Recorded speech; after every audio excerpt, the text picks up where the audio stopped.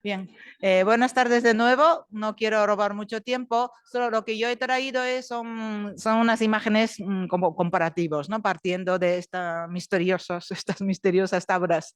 Eh, que estas son las distintas imágenes y parece que puede variar cada uno de modo individual como una composición vertical, con un espacio sugerente, totalmente del mundo japonés, realmente, pero repito, no está pintado por mano japonesa, a mi modo de ver, y lo que yo he traído son tres tablas donde aparecen estos árboles en un lado y pájaros en la parte de abajo, que es una composición realmente muy clásica de Asia, de origen china en el siglo VIII, y en el siglo XVII pues aparece combinado con pájaros y árboles, ¿no? Y he traído aquí algunas obras maestras de la escuela Kano, de la temática pájaros y flores y pájaros, que se llaman, ¿no? Genéricamente.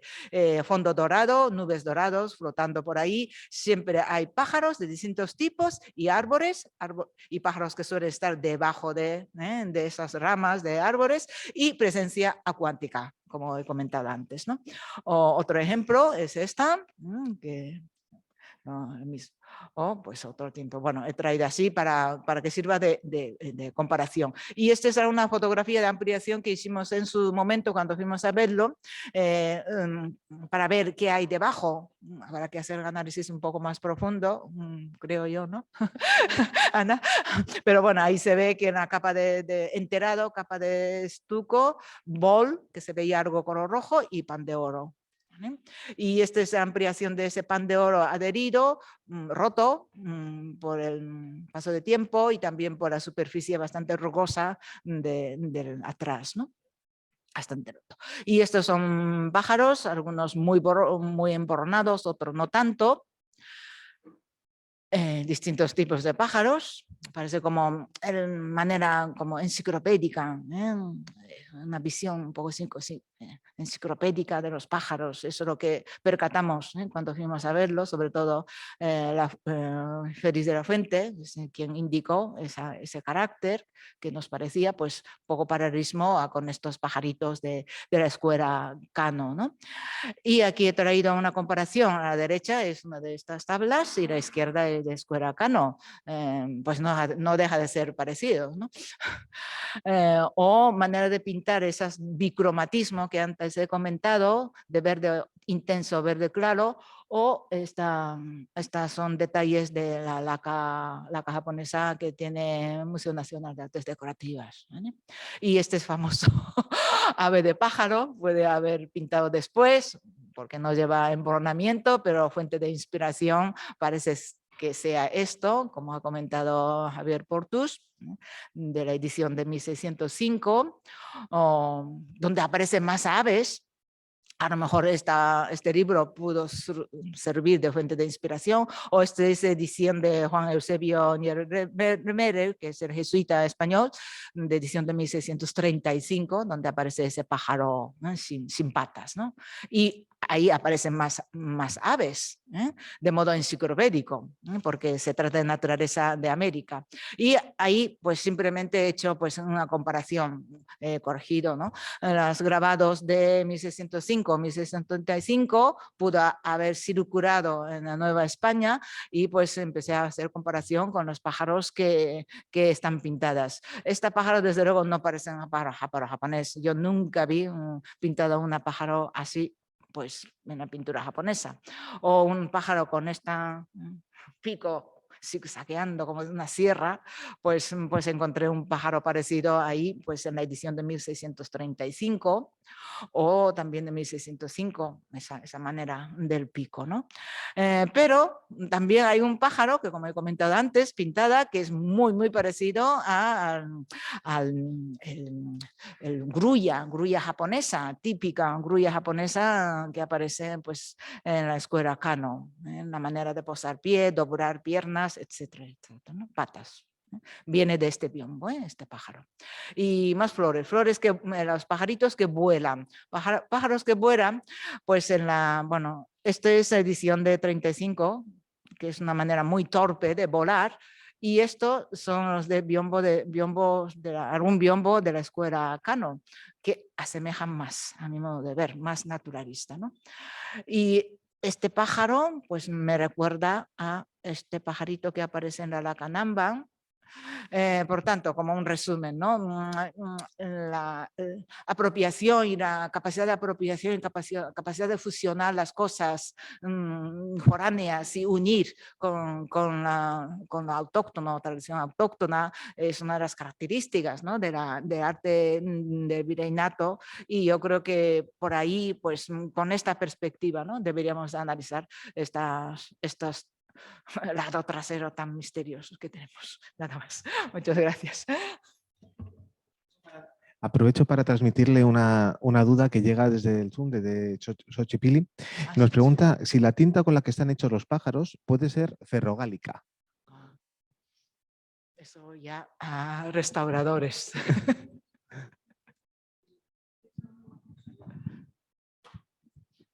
Xochipilli, no sabemos porque no hemos podido estudiar estas obras no hemos hecho ningún tipo de análisis. Podría ser, ¿no, Andrés? Podría ser, pero no podemos saberlo de momento.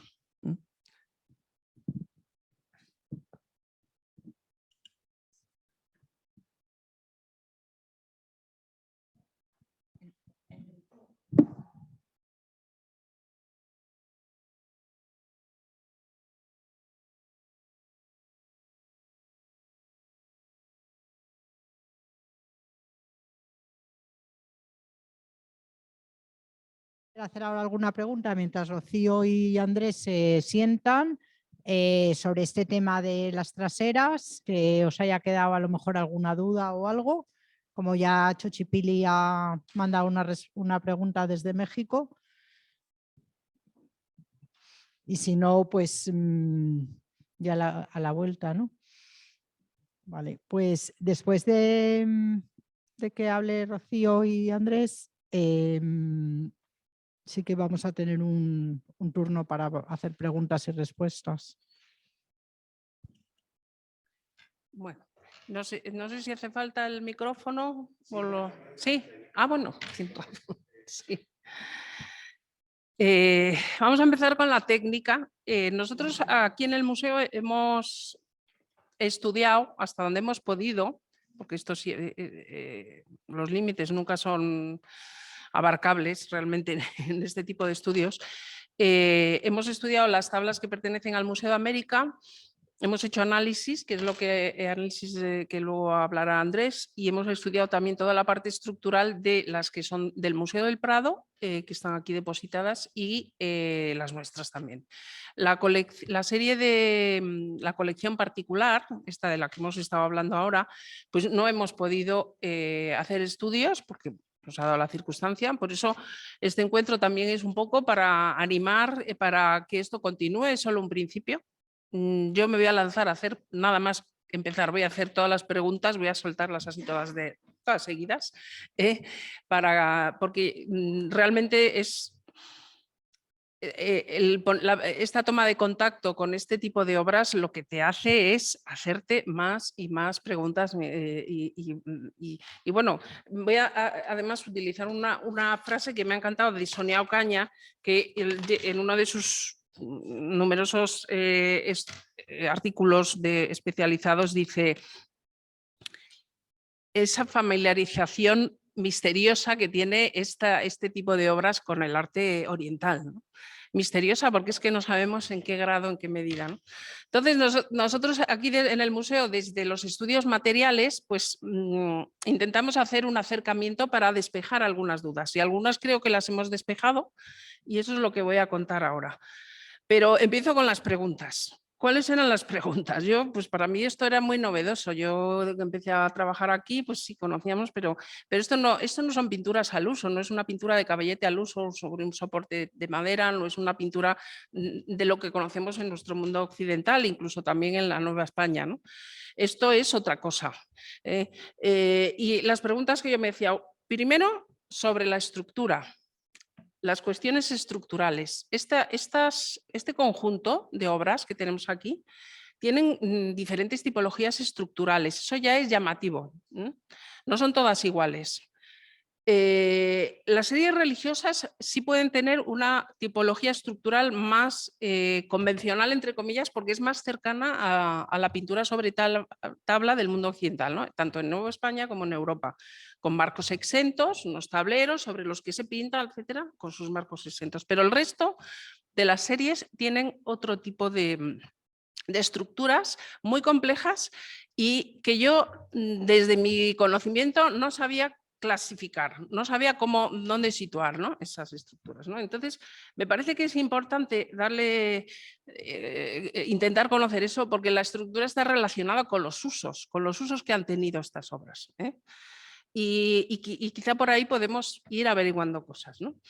Entonces, yo me pregunto, la segunda, ¿a qué fin obedecen estas características estructurales distintas entre unos conjuntos de otros, ¿no?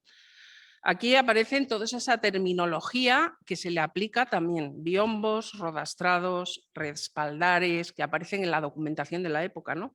Paneles decorativos, cuadros. ¿Qué es todo esto? Son biombos. Ha habido ya desde hace tiempo mucha discusión, diferentes opiniones, si son biombos, si eran biombos, no eran biombos, si eran... Entonces voy a ir un poco por ese lado. Y luego otra pregunta sobre la propia técnica pictórica, cómo se pintan estas obras. Y ahí aparece otra serie de terminología de la época que nos lleva a un mundo que es un mundo muy particular, que es barniz, maque, charol, laca, ¿no? No me voy a entretener con esto porque esto podríamos estar hablando horas y horas, ¿no? Pero está claro que en la documentación antigua, cuando aparece asociadas estas obras con palabras como charol, como maque, a veces laca también, los está llevando a una conexión con unos procedimientos, que es el lacado, ¿no? Indudablemente, ¿no? Hay una apropiación formal, eso es un hecho, de elementos decorativos orientales en los enconchados, especialmente guardas y cenefas. Eso está claro, yo creo que nadie discute, ¿no? Pero ¿en qué grado hay una vinculación también con las técnicas orientales, con las técnicas europeas y novohispanas? ¿Qué vinculación, qué asociación puede haber entre ellas? El mundo de las lacas es algo que, como sabéis, se desarrolla con muchísima fuerza a partir del siglo XVIII con esa admiración de las lacas orientales, el famoso Urussi, que daba esas propiedades de impermeabilidad, de brillo, etcétera, tan impresionantes, ¿no? Y que a todos pues, los que iban por allí querían, pero no se podía trasladar tal cual la propia técnica oriental o sus variantes, y se empieza a desarrollar una serie de imitaciones con diferentes productos, pues las lacas europeas, las lacas, el japaning en Inglaterra, en cada país tiene incluso aquí en España, ya en el 18 encontramos, ¿cómo se dice? Charol, ¿no? O sea, personas que hacen especializados en el charol, ¿no?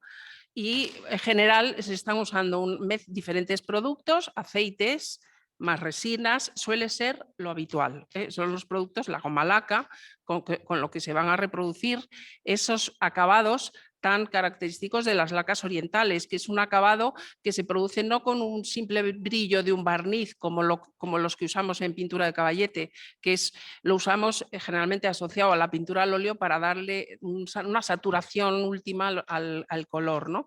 No, aquí se está usando esos materiales orgánicos, es como una sucesión de capas de una tras otra con un bruñido, generalmente con un material sólido como que se ha usado, ¿no? En diferentes para hacer el bruñido, y ir incorporando una capa sobre otra para conseguir ese bruñido especial que es el de las lacas, pero que como digo, se hacían. Y en México, pues en México, como ya saben, lo que se desarrolla es también esa intención de imitar el oriental, pero echando mano de conocimientos propios autóctonos, como es el AG, como es el aceite de chía, etcétera, que es como el ejemplo que tenemos aquí en medio de los maquis mexicanos, ¿no? Entonces ahí tenemos todo un mundo. Y yo siempre me preguntaba, bueno, entonces estos enconchados, ¿cómo están? Si al padre de Miguel y Juan, o si un padre o tío, lo que fue, lo llaman pintor de maque, es porque ahí hay una relación, hay algo, ¿no? Hay algo, ¿no? Entonces, bueno, pues estas son todas las preguntas que yo me he ido haciendo y desde el estudio material, pues hasta qué punto nos podemos acercar o entender un poco mejor esa confluencia, ¿no? Y esa vinculación de técnicas, ¿no? En cuanto a las tipologías estructurales, yo lo he distribuido en 4 grupos, que uno serían los tableros pequeños, llamo así, los tableros pequeños, otro los tableros grandes, que luego veremos, los biombos, y los tableros enmarcados, que de esos hoy no vamos a hablar porque no tenemos aquí ningún ejemplo, ¿no? O sea, los tableros pequeños sería, por un lado, la colección real, que son medidas aproximadas. La colección real que se envía a Carlos II, que es el actual del Museo del Prado, estos miden 98 por 53,5. La serie del Museo de Bellas Artes de Buenos Aires, que es muy similar y estructuralmente también muy similar, pero un poco más alta, 100 por 54, y los grosores también oscilan entre 2 y 3 centímetros, y esta que nos rodea, que es la de los duques de Moctezuma, duque y luego conde, ¿no? Primero es conde, luego duque, o al revés, ¿no? Que son más largas y más estrechas, tienen otras proporciones y tienen un grosor muy pequeño de 0,5, son muy delgadas estas tablas. Eso es otra cosa muy interesante, porque no es normal eso.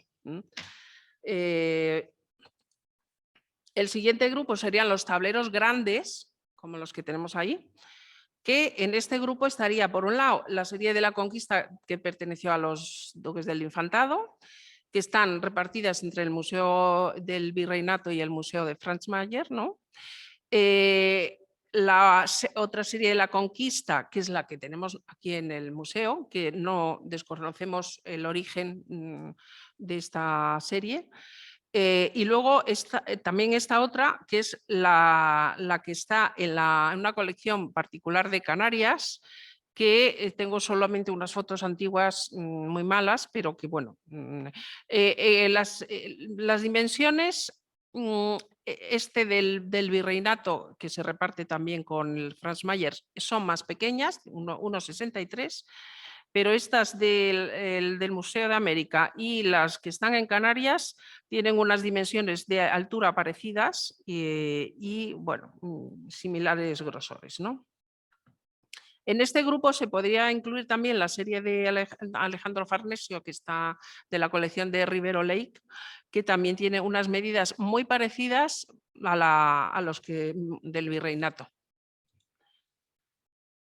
Esto es lo de Rivero Lake. Y luego estarían los biombos, que hoy por hoy, ¿no? Si me equivoco, me corregís, que ahí estáis más expertos, el que está en Tepozotlán y que también, bueno, nos van a hablar mañana nuestras colegas, y entre Tepozotlán y el Museo de Brooklyn, ¿no? Todos estos grupos, yo es que cuando trabajo me tengo que organizar, ¿no? Porque si no hago un orden mental para saber un poco qué es lo que quiero saber y averiguar de las cosas, pues lo tengo que hacer, ¿no? Este primer grupo, que son los tableros pequeños, ¿no? Los que tenemos aquí de la colección real,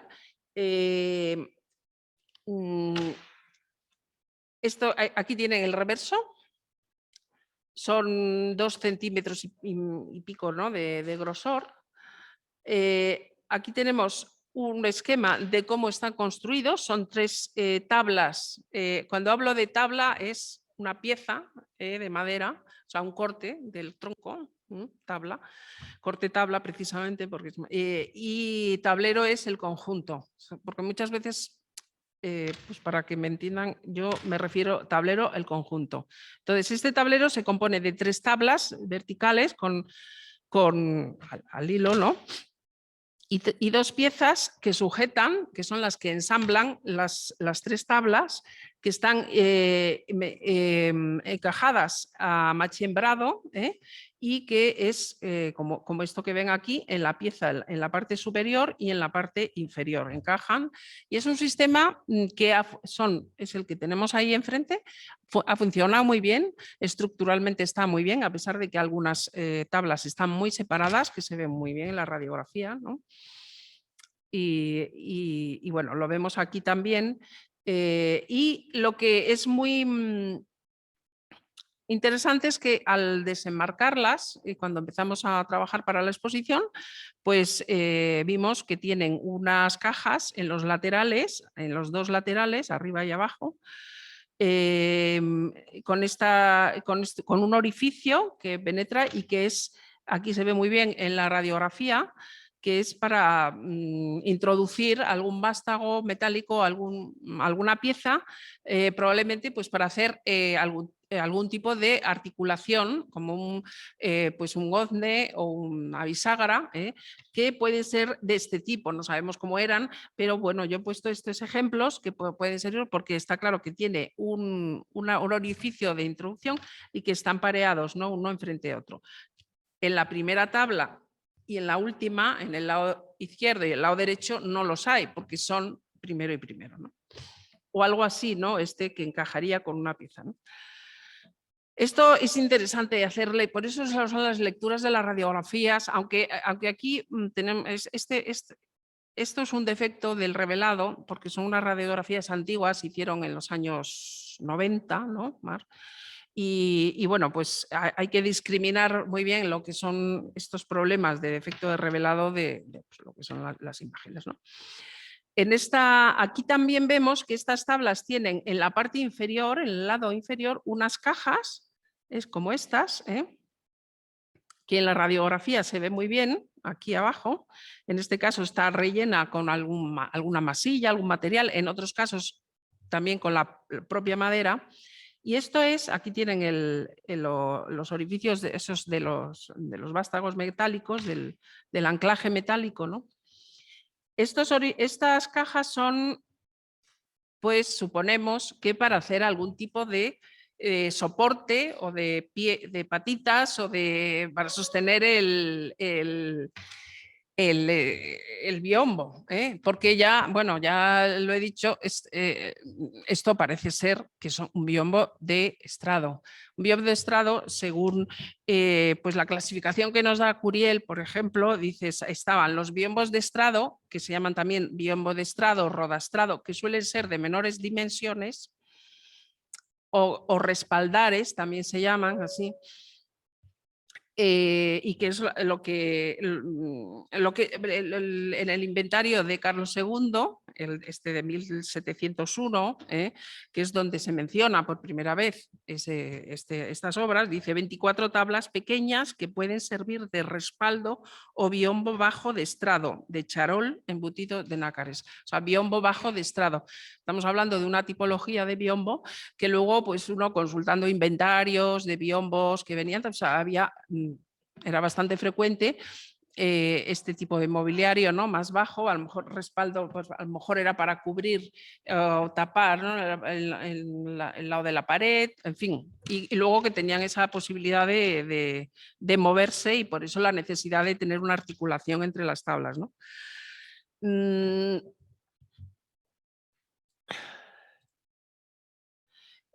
Algunas de las tablas están muy separadas, muy contraídas las maderas, y en la radiografía se ve muy bien la separación, pero estas están reparadas con restauraciones antiguas, hoy día todavía pues, se mantienen, ¿no? Estos estucos, pues no se aprecian a simple vista, pero bueno, esto le da también una fragilidad a estas obras importante, ¿no? Porque quieras que no haya unos movimientos. Y bueno, pues algunas de las tablas tienen unas cajas con una mayor complejidad que todavía no sé a qué se debe, cuál puede ser la explicación de estas, pero vamos, aquí en este caso es una espiga, una especie de espiga que sale de esta tabla, ¿no? Y esto es un conjunto de las 12 primeras tablas de la serie, que se ve pues aquí cómo van todas las cajas de los soportes o las patas que tendrían, ¿no?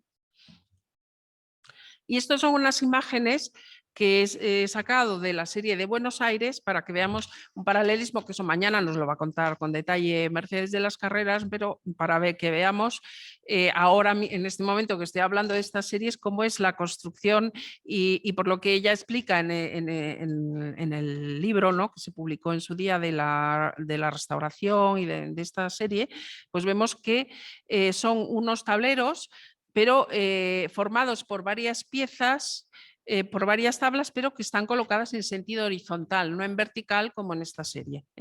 Aquí tenemos, son piezas o tablas unidas horizontalmente. Esto es posterior y luego las encaja, para encajarlas, para darle firmeza, son unas piezas laterales, longitudinales, o sea, verticales a los dos lados, también a media madera. Es decir, es un sistema constructivo similar, pero al revés, ¿no? O sea, en vez de estar las tablas en vertical, están Esto es importante.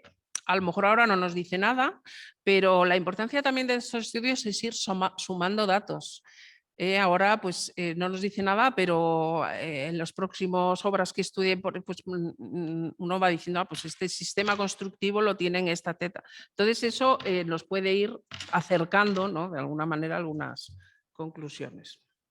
Y esta serie sí que tiene fragmentos de piezas metálicas a modo de bisagras todavía insertas en las cajas estas, pero ya nos lo explicará Mercedes mañana. Esta es la serie nuestra del museo, que esta es realmente complejísima la estructura, o sea, muy compleja y muy difícil de interpretar porque también ha tenido muchas intervenciones posteriores. Son tableros muy manipulados estructuralmente, también en la pintura, pero vamos, para empezar, son tablas muy delgadas, extremadamente delgadas, también de medio centímetro. Yo pensaba al principio, pues estarán cepilladas, no sé, luego me entraron dudas. Estas tablas, esto es posterior, son unos contrachapados que se han pegado al reverso del soporte en algún momento, quizá en el Museo Arqueológico, cuando se restauraron en algún momento, y les pegaron para reforzar estos tableros. Esto es un bastidor también que no es parte de la obra, pero que es lo que está suelto y está reforzando las tablas con el marco, está sujetando las tablas a modo de sándwich, marco con el bastidor, pero sin estar clavado, me refiero, porque son unas tablas tan delgadas, tan grandes y tan delgadas que son fragilísimas, tienen que estar sujetas así, ¿no? Entonces, bueno, claro, esto más esto, pues la radiografía es muy difícil de interpretar porque está muy liada, ¿no? Pero la realidad es que, estudiándola bien, vemos que la estructura original de estos tableros es esta. Es decir, son unos listones verticales a cada lado, son como dos tablas unidas con dos listones verticales y unos horizontales. Y unas piezas que van el hilo de la madera va en vertical y estas piezas están introducidas a media madera. Todo este conjunto de estas listones más la madera forma un conjunto de medio centímetro. O sea, pensar la delgadez que tiene esto.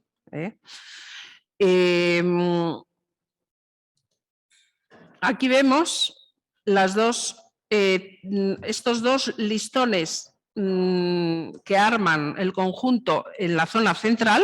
Aquí tenemos uno, tenemos otro, que se une a la pieza de madera a media madera. Esto Como digo, esto es medio centímetro de grosor. Esto es el contrachapado que han puesto después y esto es la mesa.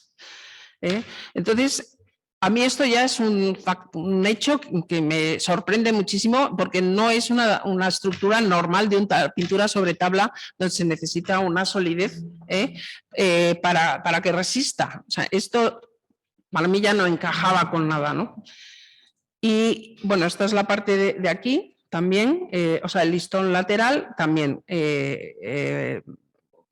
ensamblado a media madera. Y es posible que haya sido cepillada en algún momento el soporte por detrás. Es posible porque es tan delgado, pero es que, claro, esa sospecha que yo tenía al principio de que lo podía haber sido cepillado, vemos que en los otros tableros del conjunto pues tienen cosas muy parecidas, ¿no? Este de Tepoztlán, que nos hablarán mañana, tiene un grosor de 0,5 centímetros también. Yo digo, pues entonces todo no puede estar todo cepillado. Este es el reverso de este. Esta es una foto antigua del restaurador que lo restauró en los años 70, José de Santiago, que publicó un librito y entonces ahí conseguí unas fotos que al parecer son anteriores a esa restauración, porque este señor luego convierte estos tableros en biombo, que son el que está ahora en Tepoztlán, ¿no? El Museo del Virreinato. Y esto es lo de Alejandro Farnesio, que al parecer también tiene un grosor muy llamativamente delgado, ¿no? Estas tablas tienen unas telas por detrás, o sea, hay algunas diferencias, pero y esta tabla de la colección de Rivero Lake, que también es muy similar a todo este conjunto, estas están formadas también por dos piezas que luego las separaron para montar nuevamente el biombo. Efectivamente, esto es una unión de dos elementos que están separados, pero claro, en alguna intervención posterior los han unido, los han retocado. Si volvemos a nuestra tabla del museo, vemos que todo esto, aquí no vemos la unión de las dos tablas, están pues estucadas en restauraciones anteriores y está retocado, ¿no? O sea, toda esa parte está retocada, pero yo creo que estas tablas eran separadas. ¿Por qué? Pues además de porque aquí hay dos listones que no tendría por qué haberlos unidos, además es que las conchas están sobre todas las uniones de juntas de maderas, las conchas hay por encima, ¿no? No hay ningún problema, si os fijáis, hay conchas por todas las uniones, excepto en esta central. En esta central no hay ninguna concha. Eso para mí quiere decir que eso fue pensado para no estar junto necesariamente.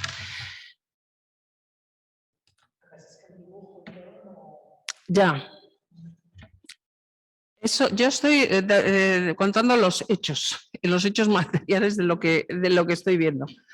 Esta de Rivero Lake, que es una foto antigua, que son las que salen en el libro de Marta Dubogne, vemos que están unidas, pero que a la vez hay unas desigualdades que serían de...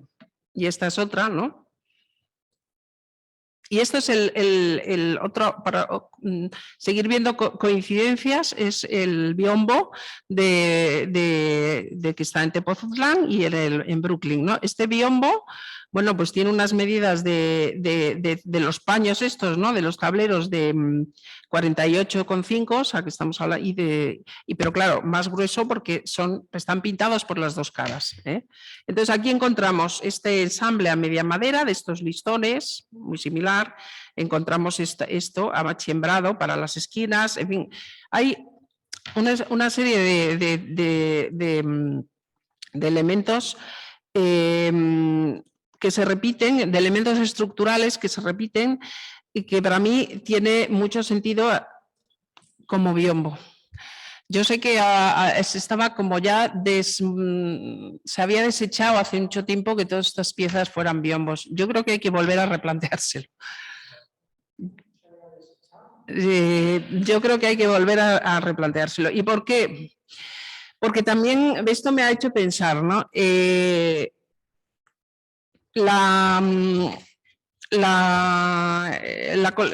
Los datos que he mencionado antes de la colección de la testamentaría de Carlos II, que menciona que son 24 tablas, que es tal, ¿no? Felipe V con los Borbones, ¿no? Con Felipe V y Isabel Farnesio viene toda esa moda de utilizar las lacas orientales para revestir paneles, las paredes en palacios, ¿no? Este es un ejemplo, ¿no? Este es el Salón de Charoles en la Granja, que era el dormitorio, lo diseña Filippo Juvara, y son, bueno, lacas chinas de la época. Ya en el Palacio Real, en el Alcázar, con cuando llaman al arquitecto Carlier para que también haga el diseño de la Sala de las Furias en el Alcázar, ¿no? Que era el antiguo dormitorio de los monarcas en época de los Austrias, pero que luego Felipe V lo dedica a gabinete, pues eso, la decoración que le encargan a Carlier es también todo a base de paneles de lacas chinas, pero eran biombos, o sea, venían biombos, los desarmaban, los cortaban y los utilizaban para hacer gabinetes. Entonces, ahí, además de hecho, hay alguna mención del propio Carlier que le da pena romper esos biombos, ¿no? Que vienen, porque Isabel de Farnesio es conocido su afición a toda el arte oriental y todo lo que venían cajones y cajones llenos de lacas, de porcelanas, etcétera, ¿no? Entonces, bueno, este es un ejemplo, el de claro, lo que se hace en el Palacio Real no se conserva, pero incluso cuando se le encarga a Carlier hacer lo de las Furias, que es más o menos en 1715, en los cargos que se le hacen, se habla también entre las numerosas lacas, ¿no? Charoles que tienen que desmontar y para aprovechar, hablan también de las 24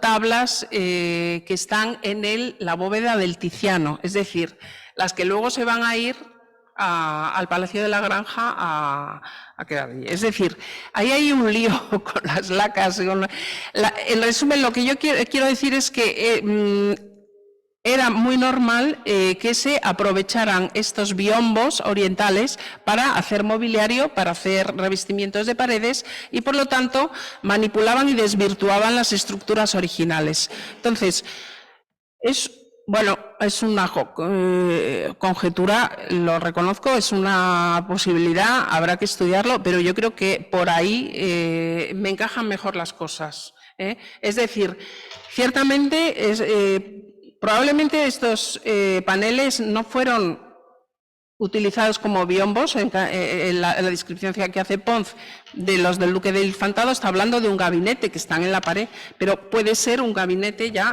hecho con los tableros a manera de esto, ¿no? Con los tableros de la conquista, o de las batallas de Alejandro Farnesio, pero es decir, que es una moda de ese momento de reaprovechar todos estos. Entonces, yo creo que la explicación que puede ir de todas estas manipulaciones estructurales que encontramos en estas tablas puede ir en esa línea, ¿no? Bueno, ahora solo la siguiente gran interrogante es sobre la técnica, ¿no? El charol, laca, ¿eso qué es? Nosotros hemos hecho una reconstrucción, Sofía, que no está aquí hoy, que es una restauradora que ha trabajado mucho con nosotros, ha hecho, y luego os lo pasáis, una reconstrucción de la técnica. Sí, o sea, estos, bueno, son dos niveles, uno más acabado y otro menos, sin llegar a pintar, o sea, entonces aquí vemos hasta donde hemos podido averiguar, la sucesión de... O sea, es muy importante en estas conocer cuál es la estratigrafía, o sea, cómo es las capas, ¿no? Cómo se suceden las capas para construcción de la obra, ¿no? Entonces, aquí tenemos primero un soporte con una tela entelada con cola animal. Eso es muy habitual en todas, lo hemos encontrado en todas.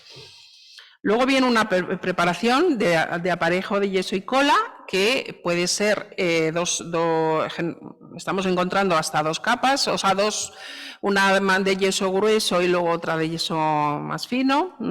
Eso es habitual en la pintura sobre tabla occidental, ¿no? Y de novohispana también. Luego viene un dibujo preparatorio con tinta negra de carbón. Luego se colocan las conchas con cola animal, se adhieren con cola animal en los sitios donde se ha ubicado, Luego se aplica una lechada de yeso o una capa de yeso un poco más diluido, quizá para enrasar y nivelar el relieve que deja al pegar la concha, ¿no? Y luego se da una capa de sellado con cola animal y luego viene la capa pictórica, en la cual encontramos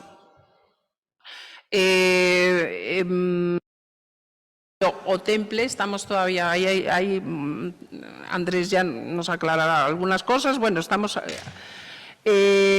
polvo de oro y plata y también tinta negra para reforzar el dibujo, para rehacer el dibujo una vez que se han aplicado esa lechada de yeso y claro, el dibujo queda oculto, aunque por las conchas se transparenta, ¿no? Entonces eso sería la parte pictórica, digamos la fase pictórica, ahí se pintan las caras, se pintan el dibujo y luego viene unas siguientes capas que son unas capas de bastante entidad, que es esta capa, que es lo que llamamos laqueado o lacado, que es un material orgánico que nos está pareciendo resina más aceite secante, que puede tener pigmentos, puede estar pigmentada sobre todo en las cenefas, en negro o en rojo, y también partículas metálicas, o sea, de oro, plata, pulverizado, ¿no? Esto es un poco el esquema de lo que hemos encontrado. Que ahora Andrés lo explicará con toda su precisión científica. Esto es el proceso de la reconstrucción que hemos hecho, las tablas, el encolado de la tela, la aplicación de las capas de yeso y cola, en varias capas hasta conseguir una superficie muy, muy pulida, muy lisa. Aquí tenemos la superficie ya lijada y Sofía, que es la que lo ha hecho, transfirió el dibujo pues, con un calco. No sabemos si estos seguían algún sistema de transferencia de dibujo o no, o lo hacían así. A mí me parece que es son unas composiciones tan directas, tan frescas, tan personales que, en fin... aquí está Sofía haciendo el dibujo con tinta. Aquí tenemos el dibujo. Aquí, a partir de la radiografía, hemos visto la ubicación de las conchas en esta zona y también el tamaño para aproximarnos a esa forma de conchas. Aquí las está cortando, aquí las está situando, aquí las está encolando. Y aquí están ya encoladas, que esas tablitas, una es con las conchas encoladas y la otra es con el yeso enrasado. O sea, este sería ya con las conchas encoladas. Aquí se está aplicando la lechada de yeso para nivelar, también en varias manos. Luego se lija, entonces se transparenta el dibujo debajo de las conchas. En las tablas vemos que en algunas zonas debajo del yeso también se transparenta, pero después indudablemente hay que reforzar este dibujo, hay que repasar el dibujo. Y vemos, bueno, aquí luego se aplica una capa de sellado con cola para ya poder pintar. Entonces esta sería el dibujo ya repasado. como está haciendo aquí, y aquí vemos una imagen de la transparencia que deja el dibujo debajo de las conchas. ¿Lo veis, no? Y esto es una imagen donde se ve precisamente ese borde del yeso, de la última capa de yeso, que rodea la concha y que en algunos casos, en muchos casos, la cubre, a veces hasta el 100%. O sea, hay conchas que no las han liberado de su capa de yeso y se han quedado ocultas, y en otros casos pues se han quedado parcialmente tapadas por el yeso. Estas son las partes más frágiles, son las que saltan primero, y por eso tenemos muchos retoques, repintes, generalmente en los bordecitos de las conchas, ¿no? Esta es la radiografía donde se ve, como detalle curioso, estos orificios que salen con mucha frecuencia. Y bueno, yo pienso que porque deberían de, quizá era para ensartarlas, como hoy día, ¿no? Que se venden así ensartadas Y nada, solamente algunas apreciaciones sobre el dibujo. Hemos hecho algunos con cámara de infrarrojos, así para ver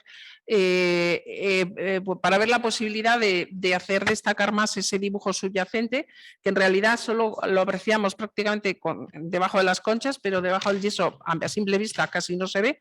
Pero bueno, hay algún ejemplo como este que sí lo vemos, ¿no? Que es la continuación, es decir, esa lecha de yeso a lo mejor quizá no cubría todo. Estas son unas figuritas muy pequeñitas que están en una de estas. Sí, o sea que son una mínima, ¿no? Y bueno, yo, como esto sí es dibujo ya posterior a la lechada, o sea, es un dibujo simultáneo a lo que es la aplicación del color. Pintan y dibujan a la vez, ¿no? Y pintan con muy poca carga de color. Esto prácticamente es una forma de trabajar de lavado, no son capas cubrientes como se pinta el óleo habitualmente o en otras técnicas. Estos son técnicas de lavado, o sea, prácticamente lo único con colores cubrientes que hay son los rostros, que ahí usan blanco de plomo, para hacer los tonos de la carne, y luego algunos otros colores, ¿no? Pero fijaros, esto a mí me parece que esto es algo también muy sorprendente, no es estoy aquí con el ruidito de la... esa forma de, bueno, estos son algunos de los detalles que hicimos con infrarrojos. Realmente, pues, no nos aportaba gran cosa en el sentido de que es casi el dibujo que vemos a simple vista, pero yo creo que sí que merecería hacer una buena... Jaime, que estás allí, merecería la pena hacer un buen repaso, porque yo creo que se puede sacar mucho más partido y conocer mejor cómo es esa forma de trabajar, de la composición previa, si la siguen, si no la siguen, tal. Yo, en fin, bueno.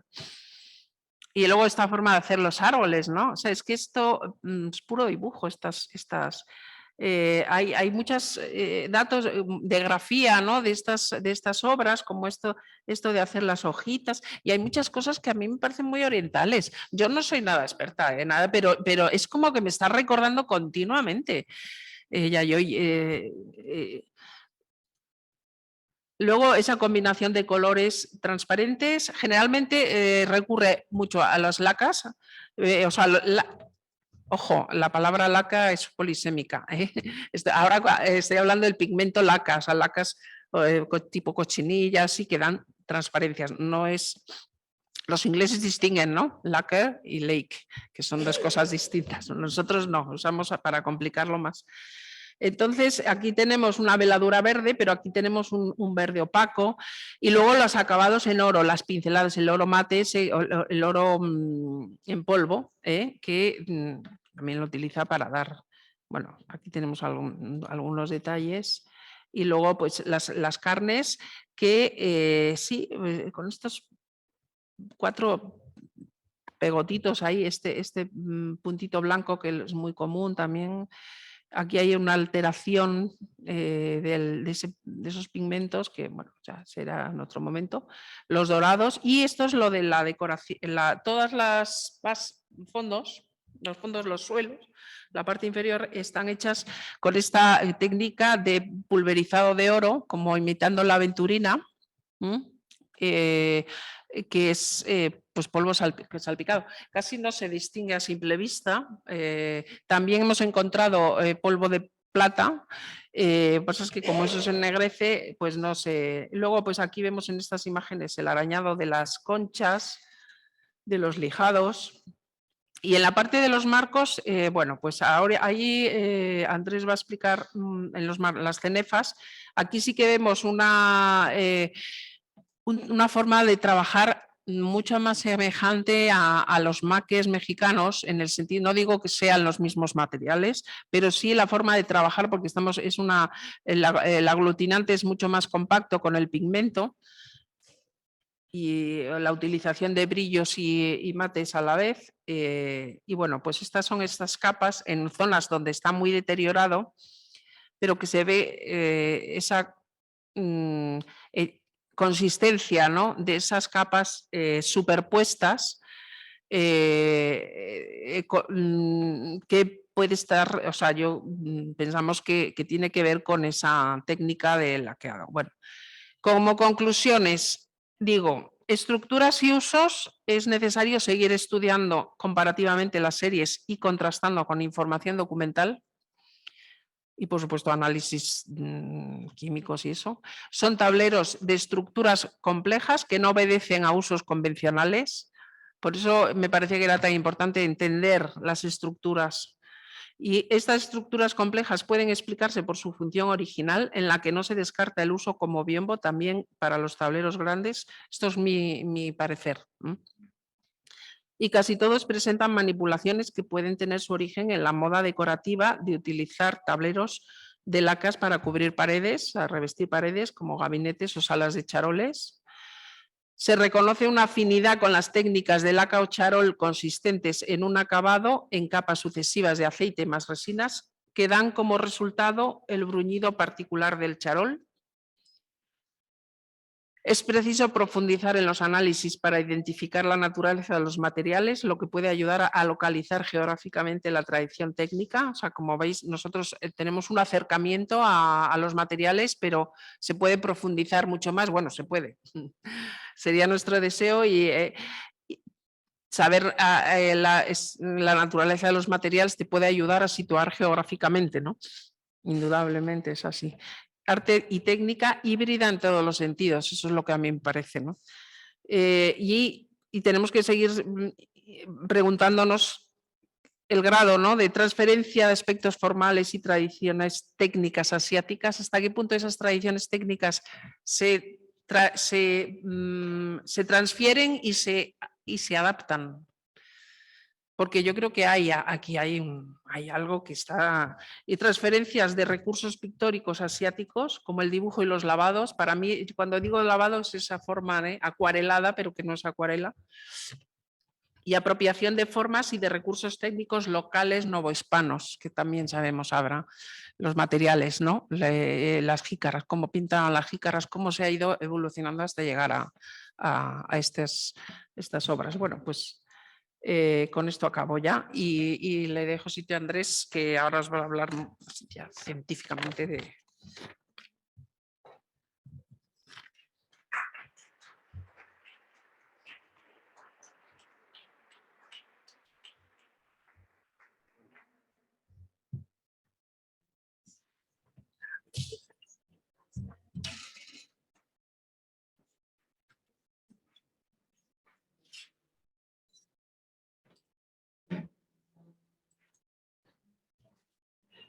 Muy bien, pues vamos ahora a la otra parte. Nosotros, quizás una parte bastante difícil dentro del estudio de este tipo de obras, por varias razones. En primer lugar, porque en sí la estructura de estas obras es compleja para poder, digamos, que establecer una secuencia de materiales, que es uno de los objetivos que nosotros teníamos. y por otra parte porque era muy probable que los materiales originales que tienen estas obras coincidieran con los materiales que han podido ir añadiéndose en las distintas intervenciones. Eso, desde el punto de vista analítico, es un problema, es una dificultad. Por otra parte, la proporción de los materiales dentro de la estructura de estas obras es compleja, es muy poca y analíticamente es difícil a veces de determinar. Por eso lo más importante de todo era desde el inicio plantearnos un protocolo de análisis que nos permitiera ir conociendo con la mayor exactitud posible los materiales, ir respondiendo a todas esas preguntas que iba haciendo Rocío y que nos hemos hecho tantas veces reunidos, y es un poco lo que yo les voy a contar. Estas son las dos tablas que hemos trabajado. El resumen de materiales que vamos a ver son de estas dos tablas. Nosotros hemos utilizado una variedad de técnicas analíticas alta, una variedad de técnicas analíticas que nos permiten trabajar con micromuestras a aumentos enormemente grandes y nos permiten determinar elementos, trazas en muy escasa proporción. Eso es lo que nos ha permitido poder llegar a las conclusiones a las que hemos llegado. Yo he separado esta exposición de la siguiente manera. Primero, les voy a nombrar los materiales que hemos identificado individualmente, todos los materiales que hay presentes en las obras. Y después vamos a hablar de la distribución de esos materiales, por una parte en el marco y por otra parte en el enconchado. Dentro de los materiales, lo primero que nosotros identificamos, siempre vamos a ir trabajando en el mismo orden en que se realiza la obra, de abajo hacia arriba. El aparejo es un aparejo de yeso. Aquí vemos una sección transversal en el microscopio electrónico. Hay dos capas de yeso, una capa de yeso grueso y una capa de yeso molido, pero ambas capas con muchísima pureza. Un yeso puro, blanco. Dentro de los pigmentos hemos encontrado carbón vegetal, pigmentos de tierra roja, vermellón, albayalde, pigmento de cobre que relacionamos con cardenillo, aluminosilicatos y dolomita. Esos son estos dos materiales de carga. También hemos encontrado colorantes, identificado colorantes, como es el carmín de cochinilla fabricado sobre un sustrato de yeso, y además índigo. Este es el conjunto de pigmentos que está presente en las dos obras que hemos estudiado. También hemos identificado oro en polvo y plata en polvo. Pensamos que el oro en polvo puede ser derivado de panes de oro muy macerados, porque la composición casi siempre coincide con la de los panes de oro plata, cobre. En todas las partículas siempre identificamos oro, plata, cobre. Y como les decía, también partículas de plata. El tema más difícil de todo era el tema de los aglutinantes, es decir, en capas tan pequeñas, en capas tan intervenidas, la identificación precisa de aglutinantes a veces se hace muy compleja. Para eso nosotros nos propusimos en una micromuestra analizar todos los materiales orgánicos que había en esa micromuestra y a partir de ahí establecer un protocolo de estudio. Nosotros identificamos ácidos grasos, ácidos diterpénicos que están en las resinas naturales, triterpénicos, e identificamos colesterol. Por lo tanto, llegamos a la conclusión de que había aceite secante, resina de pino, resina de damar y un material proteico. Probablemente cola de origen animal, y teníamos la duda si era o no, podía ser huevo. Es decir, esos materiales están presentes en el total de la micromuestra analizada. Luego se nos planteaba el problema de conocer los barnices, cuál era el barniz original, de qué era el barniz original, hasta dónde llegaba el barniz original. Y entonces buscamos la estrategia o el protocolo de, en una pequeña área, preparar toda una serie de hisopos muy puntuales e ir haciendo arrastres muy superficiales con el hisopo. La capa más superficial, la siguiente, otro arrastre más, otro más, en el mismo lugar. Así trabajamos 7 hisopos. En el primero encontramos resina de damar, que es esta, y resina de pino. Y en el último detectamos solamente resina de pino. Este protocolo nos permitió conocer que la resina damar estaba en superficie y que una vez eliminada ya no aparece más damar y todo lo que queda es resina de pino. Esto lo pudimos comprobar en una sección transversal.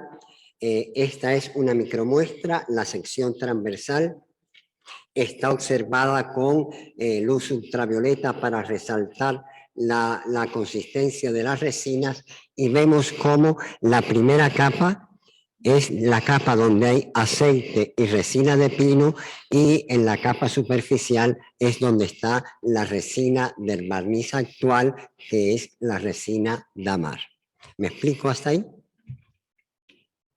Bueno, en cuanto a los aglutinantes, una vez que retiramos todos estos barnices, intentamos hacer el mismo procedimiento con los aglutinantes. Y hemos visto que de manera general en las capas de laqueado y en las capas de pintura hay aceite secante mezclado con resina de pino. Mientras que en unas capas internas y con gran duda para nosotros encontramos un posible temple. Así, ahí en esas zonas internas es donde vemos las fracciones de colesterol, es donde no aparece un ácido que se llama ácido acelaico, que es el que está presente en los aceites, y posiblemente esas pinturas internas podían ser al temple.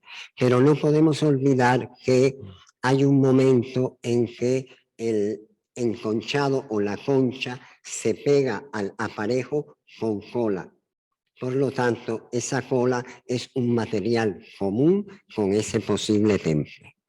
Y ahí estamos, seguiremos trabajando, pero hoy en día la presencia de ese temple todavía es una duda que tenemos que aclarar. Lo que sí tenemos claro es que las capas superiores son al óleo y están mezcladas con resina de pino. Estos son los materiales, es decir, la lista de pigmentos, materiales de carga, los barnices. Ya tenemos definido cuál es el barniz superficial, ya tenemos definido cuáles son los barnices internos, y tenemos una orientación bastante clara en cuanto a los aglutinantes de la pintura. Ahora queríamos estudiar cómo están distribuidos esos materiales en una sección transversal. Por eso vamos a hablar de la técnica y la distribución en el marco, y vamos a hablar de la técnica y la distribución en el enconchado propiamente. En el marco, este es el punto donde hemos tomado la micromuestra en una zona gris de una hoja y en una zona roja que hay en parte de la decoración. En la zona gris encontramos que la pintura está aplicada directamente sobre el aparejo de yeso. Ese aparejo de yeso tiene una capa de sellado de cola de origen animal. Encima está aplicada ya directamente la capa de pintura, compuesta por carbón vegetal, granos de tierra, silicatos, albayalde, para darle el tono gris. Es la diferencia con la zona brillante que hay, y hay partículas de oro y partículas de plata en la pintura. Cuando nosotros analizamos esa muestra y la observamos con luz ultravioleta, inmediatamente se nos reveló que encima de esa pintura gris hay una secuencia de material orgánico aplicado. Es decir, esta es la secuencia, aquí se ve muy bien, la secuencia de capas que corresponden al laqueado que está sobre la pintura, y encima el barniz actual. Es decir, la pintura al óleo con resina, encima el laqueado de resina y aceite, y encima teníamos el barniz actual, que es el barniz de Damar. Esta es una imagen que nosotros consideramos magnífica, porque es la imagen de esa misma muestra observada al microscopio electrónico a 3000 aumentos. Esto es 3000 veces más grande de lo que es la micromuestra. Aquí tenemos la capa superior de yeso, tenemos la capa negra de pintura, y si observan bien, ahí viene toda una serie de capas transparentes. Así se ven las capas de barnices en el microscopio electrónico, que están dados por capas. Ese es el laqueado. Y lo importante es que todas estas partículas metálicas están presentes en el barniz de laqueado. Es decir, el barniz de laqueado no solamente es puro, sino que tiene además las partículas metálicas de oro, de plata y algunos granos de bermellón en algunos casos. Pues ya vamos descifrando cuál es la secuencia y la composición en el marco. Esta es la parte de la pintura roja. Aquí vemos el aparejo de yeso debajo, encima del aparejo de yeso la mancha de cola que deja amarillenta, luego la capa negra que corresponde al fondo negro del marco, y encima la capa roja que está mezclado el pigmento con el barniz. Es decir, aquí se ve perfectamente la fluorescencia del barniz, y aquí se ve la fluorescencia oscura del bermellón. Es una imagen que ilustra perfectamente cómo los pigmentos se mezclaron con aceite y barniz para proceder al lacado. Esto es una cosa curiosa, porque esta es una cortesía que nos ha dado María Dolores de Gallo, la química del Museo del Prado. Recientemente ellos han restaurado una tabla enconchada también, y en el marco, en el estudio que hicieron del marco, pues, y a mí me pareció curioso y oportuno comentarlo aquí, el yeso, a diferencia de nuestras tablas, allí el yeso ya está teñido de negro. Si observan aquí, ya el yeso del marco ya es negro, y encima aparece la decoración. Esto nos estaba insinuando que debe haber muchísimas maneras de trabajar, que no solamente hay un esquema que seguir, sino que puede haber muchísimas maneras de trabajar. Como aspecto curioso, valía la pena comentarlo.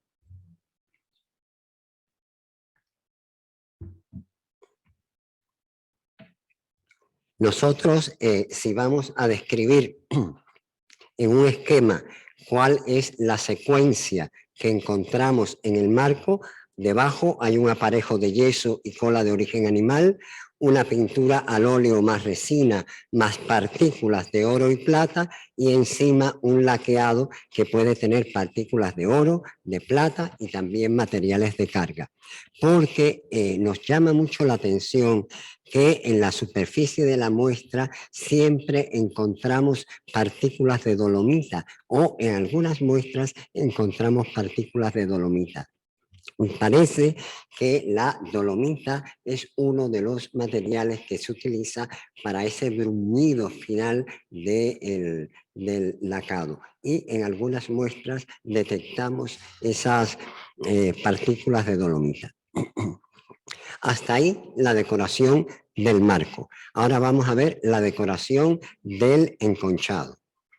Esta es la zona, esta es la tabla de la que tomamos la micromuestra, esta es la imagen ampliada del punto donde tomamos la micromuestra, es este punto. Y esta es la sección transversal que nosotros vemos de ese punto. Les explico. Tenemos restos de un aparejo de yeso que por suerte llegamos al aparejo de yeso. Aquí hay una fina capa de dibujo, lo que nosotros pensamos que era una capa de dibujo. Esto que está aquí es el perfil de la concha. Encima de la concha hay otra pequeña, finísima capa negra, luego la capa 5 es la capa de pintura y finalmente hay unas capas de barnices. Esto es en la sección transversal de manera general. Es muy curiosa cómo se ve con la luz ultravioleta porque llama la atención cómo florece de azul la concha, el enconchado. Eso nos ha permitido poderla dividir para intentar explicarlo mejor. Esta es la imagen al microscopio electrónico de barnido, se ven muchísimos detalles, estas es las agujas de yeso, de ese yeso puro, se ve una película negra muy fina que al ser orgánica no hay respuesta en el microscopio electrónico de barnido. Esta es la capa de enconchado. Encima están las capas de pintura del enconchado y encima aquí se pueden ver perfectamente la secuencia de capas de barniz. Pero entre una capa de barniz y la otra hay restos de un material que es con lo que se van puliendo las distintas capas. Vamos a ver ahora, dentro de esto general, vamos a empezar a particularizar. Vamos a ver cómo se ha hecho el dibujo previo, cómo se ve el dibujo previo a partir de esta perspectiva. Bueno, esta es la misma sección transversal, pero visto solamente la parte de abajo. Muy aumentada. Es decir, esto que es azul es la mitad de la concha hacia abajo. ¿Me explico? Entonces, tenemos la capa de yeso, una capa muy fina, muy fina, de color negro, que utilizando otro filtro ultravioleta se puede ver muchísimo mejor. Lo aprecian aquí mucho mejor. Imagínense para identificar el aglutinante de esa capa. O sea, analíticamente tremendamente difícil. Y encima está la capa de enconchado, es decir, aparejo de yeso, dibujo y la capa de enconchado. Esta es la misma imagen vista al microscopio electrónico. La capa de aparejo de yeso, todas las agujas de yeso, se distingue ya mejor la capa esta orgánica de dibujo y encima la capa de enconchado. Ya aumentando a 1200 aumentos esta zona, vemos la capa de yeso en el microscopio electrónico, vemos la capa de enconchado, ya vamos viendo hasta la estructura de la concha, y a través de microscopía Raman hemos hecho un análisis puntual en esa zona de ahí. en esa finísima capa negra, ¿qué encontramos? Carbón vegetal. Es decir, ese dibujo está hecho con carbón vegetal. Hemos hecho una tinción, o sea, cuando tenemos una sección transversal existen algunos tintes, algunos reactivos de tinción que cuando los depositamos sobre la muestra nos tiñen un material específico. Nosotros le pusimos una tinción para que tiñera de rojo la proteína. Esto tiene alguna desventaja porque, por ejemplo, el yeso, tenga o no tenga proteína, siempre se va a teñir porque absorbe el tinte. Esta tinción del yeso, además que tiene cola, que lo identificamos, pero es una tinción negativa, es falsa tinción. Sin embargo, entre el yeso y la concha, donde está esa película negra, ahí tenemos una tinción positiva. Hay dos posibilidades. Esa proteína sea de la capa de dibujo, que sea un dibujo al temple, o que sea de la proteína que se utilizó para pegar la concha al aparejo.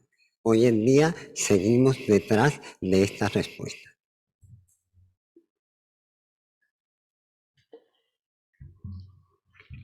Y ahora vamos a ver la parte que nos falta, la pintura y laqueado sobre la concha. Entonces ahora nos vamos de la mitad de la concha hacia arriba. Es decir, de la mitad de la concha hacia arriba. Tenemos aquí abajo la concha. Lo primero que tenemos es un trazo negro. Después de ese trazo negro viene un trazo rojo. Lo estamos viendo con luz ultravioleta, por eso se distorsiona el color. Pero las capas orgánicas se ven mucho mejor con luz ultravioleta que con una luz visible al microscopio óptico. El trazo, la concha, el trazo negro, el trazo rojo. Con este filtro se ve mucho mejor la capa roja y luego una secuencia de capas de barniz y aceite que terminan en una capa perfectamente diferenciada. Es decir, tenemos la concha, un trazo, una pincelada negra, una pincelada roja, una secuencia del laqueado y encima la capa de barniz actual. Cuando lo miramos al microscopio electrónico, volvemos a lo mismo, el enconchado, el trazo negro. Observen cómo este trazo negro tiene una textura diferente a la capa que viene encima, el trazo negro, la capa roja y las distintas capas de laqueado donde se superpone al final el barniz actual. Pero hicimos un análisis de esta capa negra y en esta capa negra encontramos, cuando hacemos el análisis, que el pico de hierro, la proporción de hierro es enorme. Es el elemento superior entre todos los elementos identificados. Por lo tanto, no se descarta que esta pincelada negra esté hecha con tinta ferrogálica. Puede que sea ya ese dibujo superior realizado con tinta ferrogálica. Tenemos un dibujo preparatorio interno con carbón, la concha y encima la tinta ferrogálica. La secuencia observada aquí es aparejo de yeso, dibujo previo con una posible tinta pero con carbón, la concha adherida con cola.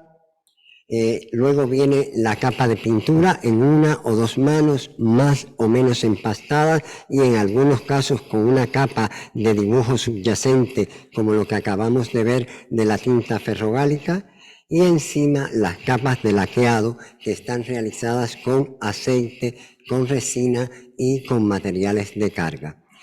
Me sorprende que todo esto se los cuente tan rápido, con el trabajo tan grande que nos ha costado poder llegar a todas estas conclusiones. Pero es lo que hemos visto en cuanto a la composición y a la distribución de los materiales.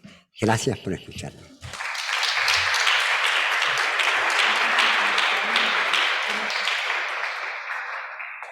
pues ahora abrimos ya el turno de preguntas. Ya yo y pues, desde para aquí también, aunque esto es una cosa, esta es la parte más importante.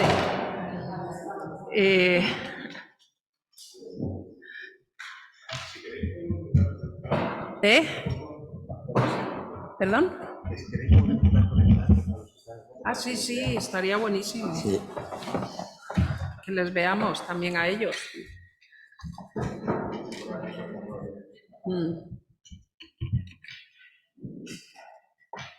Ahora, ¿va a funcionar este micrófono o no? ¿Este funciona? Ese sí. Es un momento para que lo veáis. Ahora ya no. Ahora sí. En realidad yo sí que.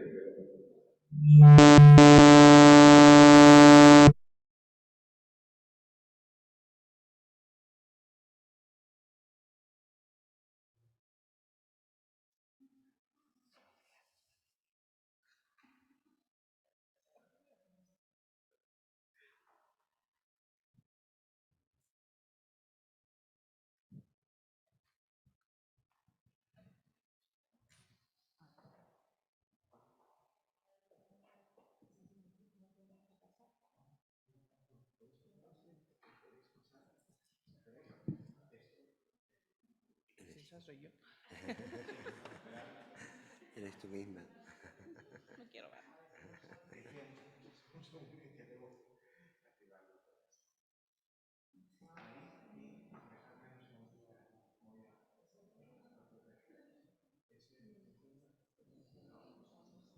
Funciona.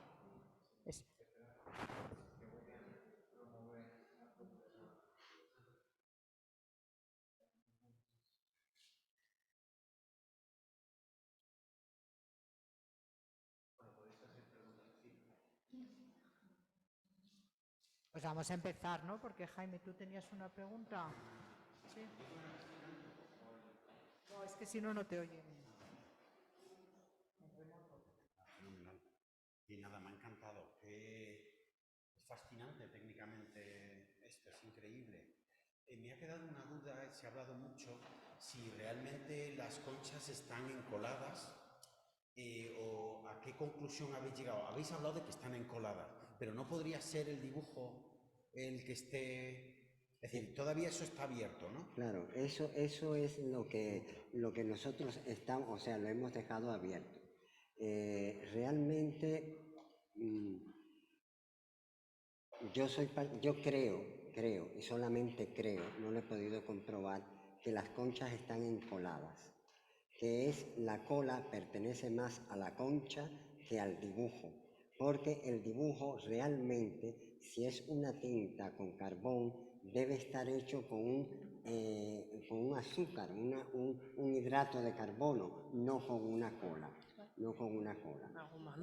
Por otra parte, hablando con Lola en las observaciones que ella ha visto, ella me comentaba que también en un pequeñito fragmento de cola, de concha, que se desprendió de la Inmaculada de la Virgen, de la tabla que estaban restaurando, cuando le da la vuelta, analiza y lo que hay pegado ahí es cola, pero cola sin color, lo que quiere decir que es más el adhesivo que la tinta. Eso sería una Es prueba más probable, nosotros queremos comprobarlo, ya sabemos cómo analíticamente vamos a comprobarlo, pero pienso que es más probable que sea un adhesivo que la tinta.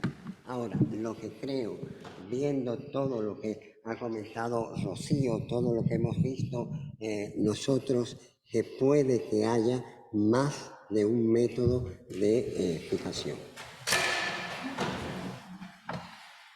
Rocío, ¿estas tablas del Museo de América son las que dices que están compuestas solo por dos tableros?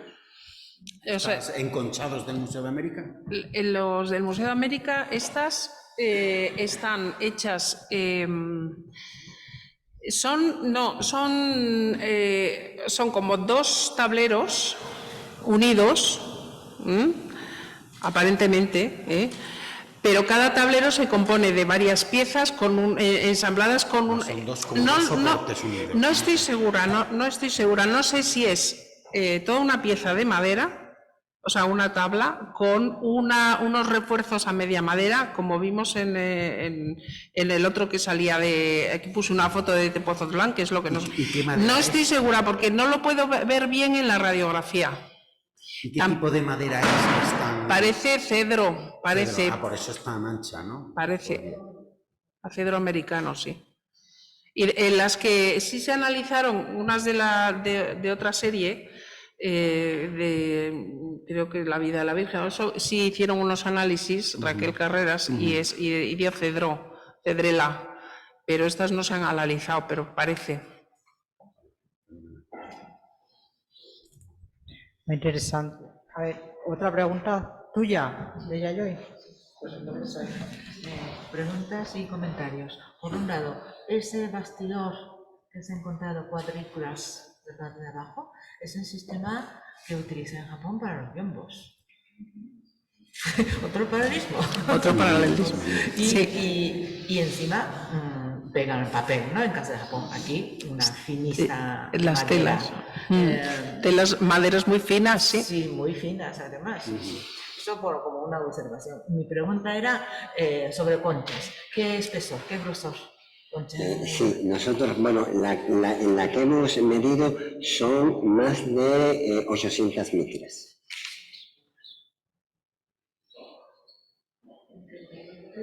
Finas, sí. Son muy finas. Es que yo estuve mirando cómo trabajan las conchas, ¿no? En la concha prehispánica siempre trabajan cortando y son gruesas. Y yo observo, como, no sé, medir, y me parecía como muy finas las conchas que utilizan en los enconchados, ¿no? Y la técnica de sacar las conchas para las lacas japonesas, que son las que están llegando a ese momento, eso no es cortar, es coser y sacar las láminas. Sí. Y yo creo que esa técnica, junto con las lacas de Nanban, llegó a Nueva España. Sí. De ver, ¿eh? Y es esa técnica que utilizaron para las enconchadas. Sí, yo, a mí la forma en que están utilizadas las conchas también es algo, se aprecia un conocimiento de la técnica impresionante, cómo usan esas conchas. Siempre se dice que es la parte más frágil de este tipo de pinturas, pero realmente no lo es, porque sabían cómo usarlas. Es verdad que vemos muchos enconchados que han ido desprendiéndose las conchas, pero no es este el caso, ni ese de la colección real, ni estos, a pesar de la fragilidad de los soportes, del movimiento que han tenido, de las manipulaciones que han tenido, las conchas están casi todas perfectamente. Son finas y son de una flexibilidad que están superpuestas en las uniones de las tablas. Hay conchas y ahí están, no se han movido, es decir, se van adaptando, tienen una flexibilidad y eso es un conocimiento de la técnica. Eso es algo más, o sea, eso no es algo que se haya aprendido allí en 4 días, no sé cómo decirte, es un conocimiento que se lleva, que se lleva con las personas. No sé, ahí hay algo más, porque además luego es verdad que hay muchos otros enconchados que se hacen después que no tienen esa calidad técnica que tienen estas, no tienen esa finura técnica, esa sensibilidad técnica que tienen estas, y están hechas de otra manera, ¿no? Y se ve sobre todo en el uso de las conchas, que se desprenden con más facilidad, que tienen otros grosores. Estas son, sí, efectivamente son delgadas, algunas son muy grandes, pero sin embargo están...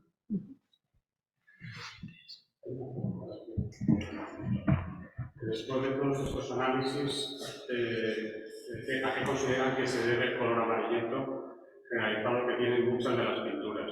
Le pregunta Alejandra Cortés. Bueno, siempre, sí, digamos, el estado normal, el progreso normal de los barnices de resina terpénica y de los aceites secantes es una tendencia marcada al amarillamiento. nosotros hemos encontrado siempre la mezcla de aceite y resina. Por lo tanto, pensamos que el proceso de autooxidación normal conduce a este amarillamiento del aceite. Lo que no tenemos claro es que hay opiniones de que inicialmente eran transparentes y que con el tiempo han ido amarilleando. Nosotros hablamos con toda prudencia de aceite secante. No hablamos ni de aceite de lino ni de ningún tipo específico de aceite, porque lo que tendríamos que hacer es lograr identificar qué tipo de aceite es el que se ha utilizado. Hoy en día esto es un tema de investigación internacional.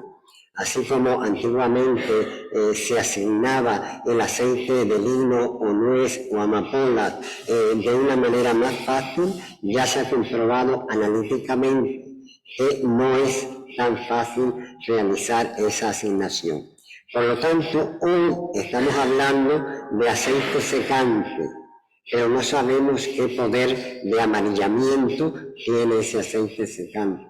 O si desde el inicio ya es un aceite tratado, posiblemente ya con cierto nivel de amarillamiento.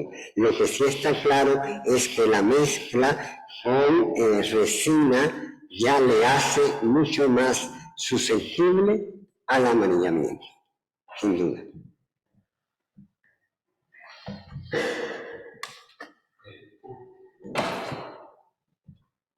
Voy a leer la segunda pregunta que viene también de México, de Chochipilli, y nos dice: muchas felicidades por todos los análisis y reflexiones. Sin duda son objetos muy complejos de estudiar. Tengo varias preguntas, pero quiero empezar preguntando si se refieren con barniz actual o con un barniz de intervención. Sí, ¿no? Sí. De intervención. Sí. ¿Qué más?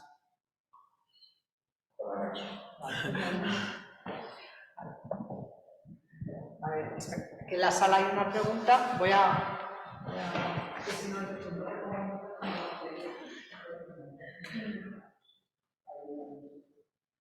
Respecto a este que se ha hablado ahora, ¿qué consideraciones sobre estas piezas que no tienen este aspecto tan amarillado,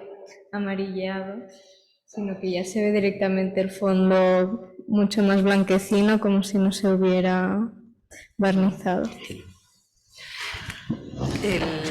Estas han sido restauradas. Esta colección está dividida entre dos personas, dos hermanas, y entonces una se restauró y otra no. Entonces, claro, hay un contraste fuerte, ¿no?, entre el nivel de limpieza, el grado de amarillamiento, ¿no? Realmente no es fácil saber cómo estaba. Bueno, podemos hacernos una idea de cómo estarían, porque tenemos las otras que están sin restaurar, ¿no? Entonces, estas tablas realmente tienen una carga de intervenciones y de repintes mucho mayor que pueden tener, por ejemplo, las de la colección real, ¿no?, las de Carlos II. Eso es así, ¿no? Entonces, cuando tú te encuentras una obra con un nivel de repintes tan alto, pues el deterioro que puedan haber sufrido esas capas de barnices, pues pueden estar ya completamente desvirtuados. Entonces, es difícil saber realmente qué es lo que ha pasado, ¿no?, o cómo han llegado a ese punto de limpieza. Es complicado, porque realmente estamos hablando de resinas y barnices. Nosotros en pintura, cuando limpiamos, ¿verdad, Antonia? Pues limpiamos barnices, estamos retirando barnices que se han oxidado, se han amarillado, se han vuelto más opacos, entonces no te permiten ver la obra. Digamos que hay ahí un componente estético importante que nos hace actuar de esa manera, ¿no?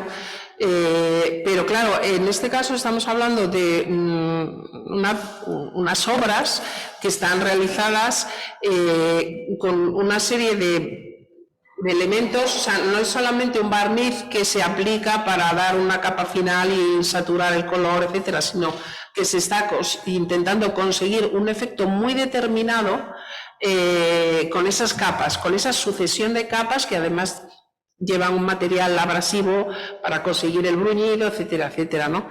Entonces, claro, la limpieza de esas capas es algo complejo.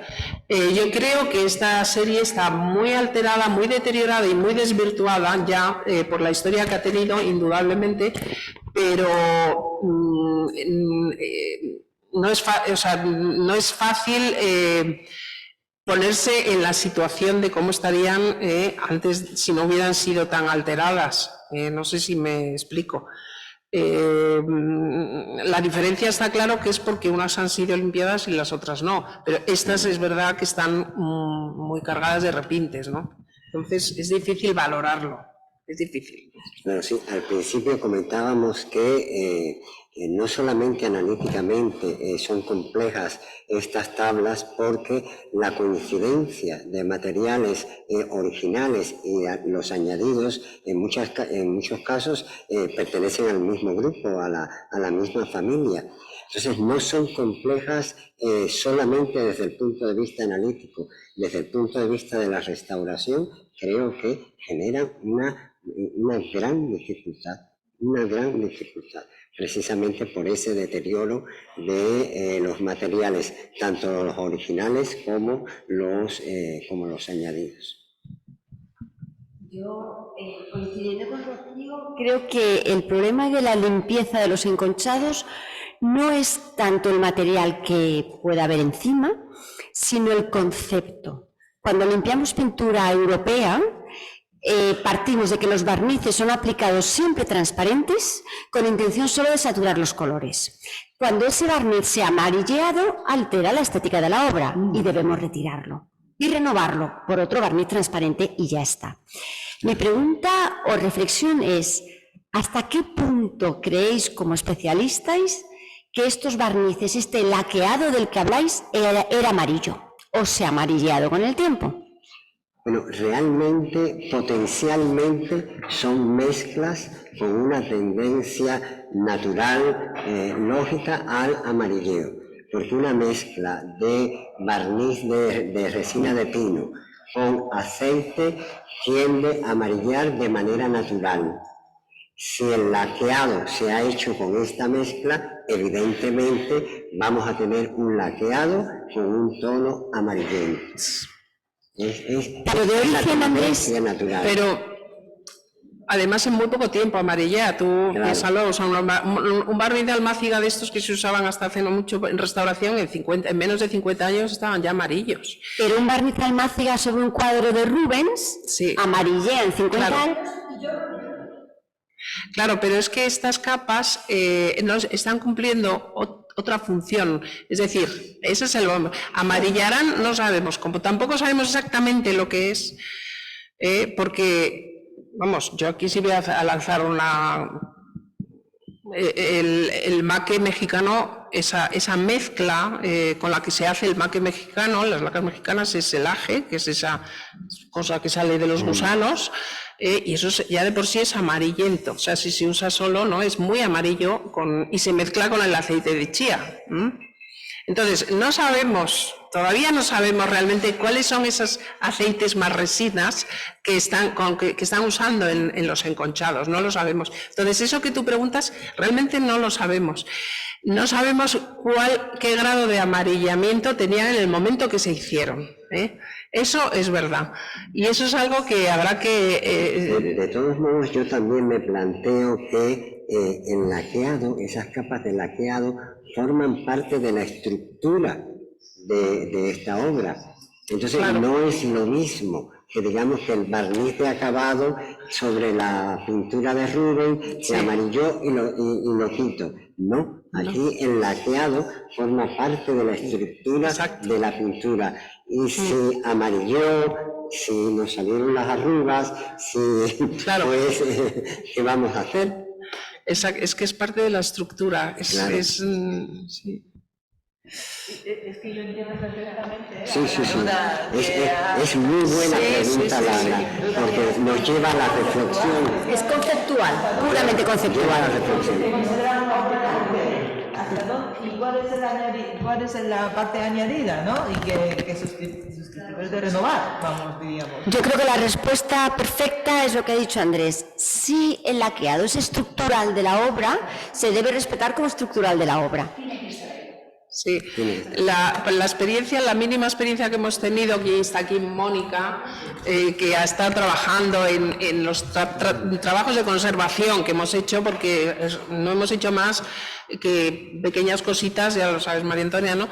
Pues sí pudimos ver en alguna tabla que tenía un barniz muy reciente, que sería de Amar, o bueno, que estaba muy brillante, resaltaba demasiado con las demás tablas, ¿no?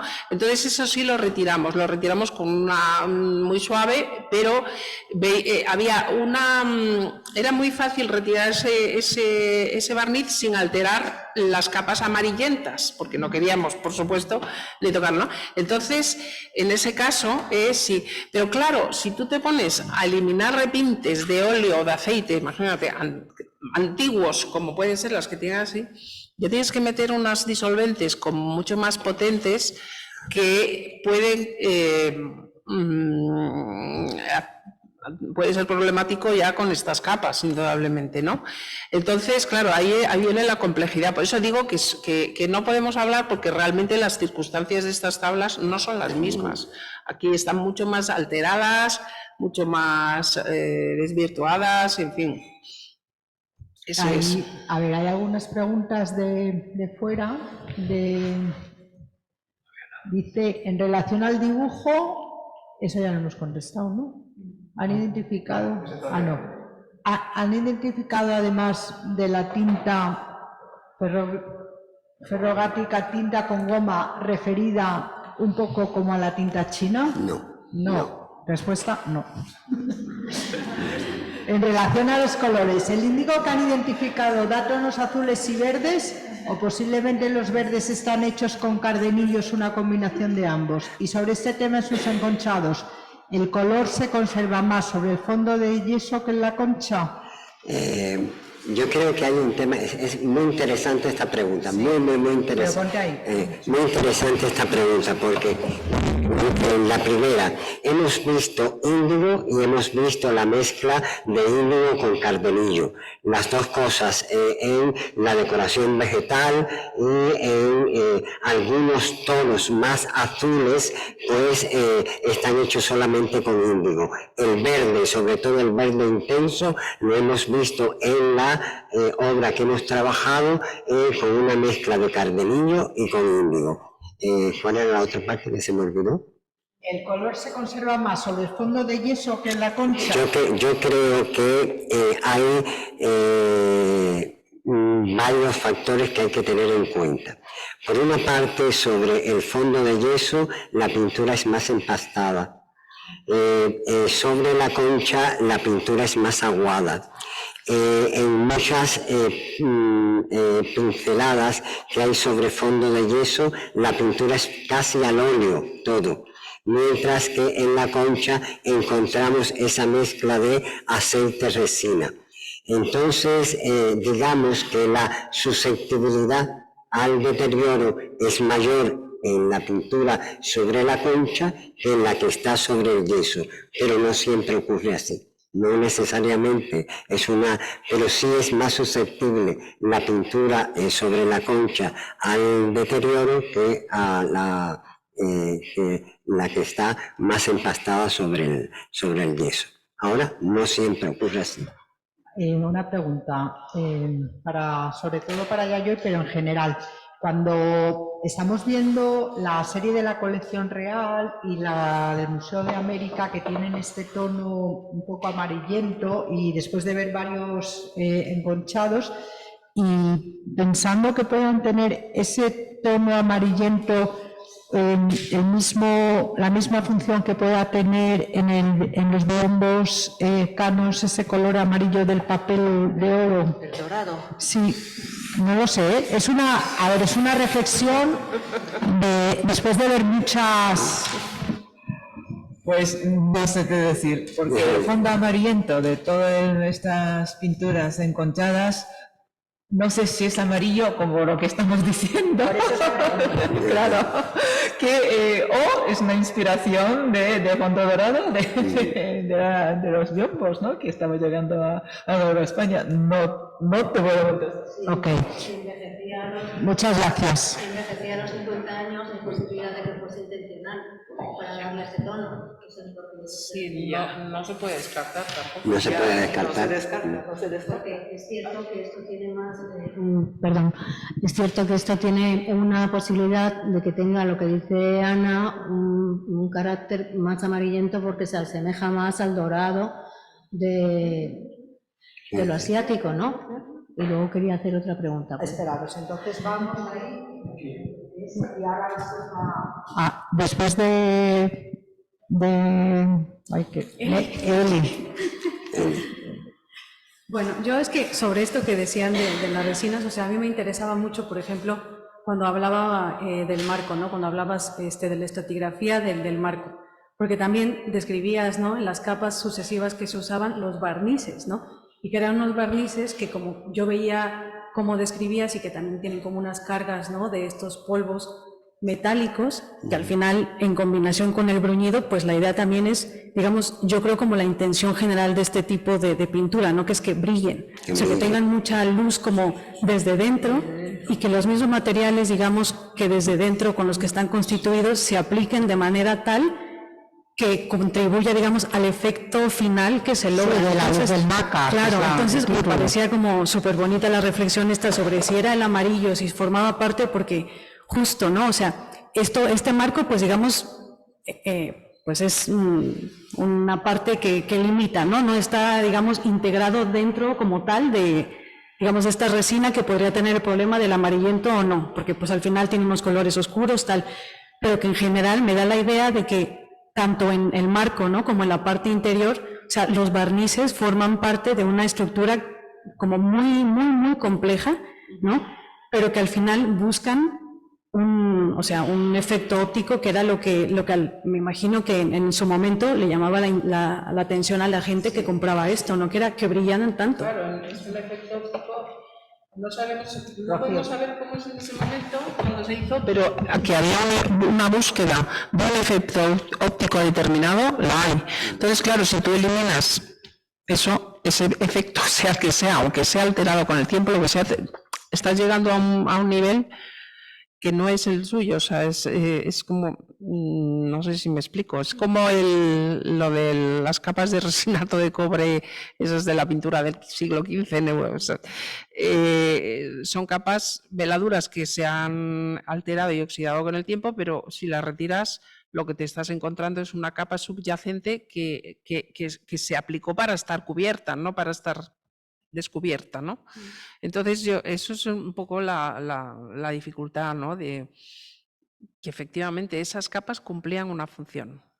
Y ya por último, en este sentido, o sea, esto de los barnices, ¿no?, coloreados, o sea, también es un tema que, por ejemplo, que está Sochi, ¿no?, está Xochipilli allí, o sea, que también se ha visto en pintura, o sea, de finales del siglo XVII, ¿no?, principios del siglo XVIII, en pintura al óleo sobre tela, digamos, en una, pues, técnica más, entre comillas, no tradicional, que se usaban barnices coloreados para también crear ciertos efectos de color, ¿no?, que empezaban desde las capas subyacentes. Entonces, me parece muy bonito ver esto, porque al final, digamos, es un tipo de técnica muy complejo, muy específico, pero que yo veo que se relaciona con una manera de pintar, con una intencionalidad del uso de los barnices en este tiempo en México. Me parece súper bonito. Es totalmente así. Fíjate que nosotros tenemos en toda la parte analítica toda una serie de indicios que no podemos darlo por hecho porque en este momento son solo indicios.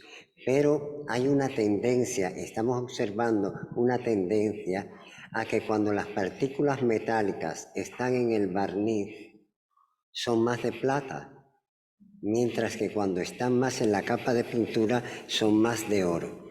Son indicios que estamos viendo, pero que cuando estudiemos más podremos definir si es más una casualidad o en las obras que hemos estudiado, o si forma parte de esa técnica compleja y bien pensada y bien elaborada del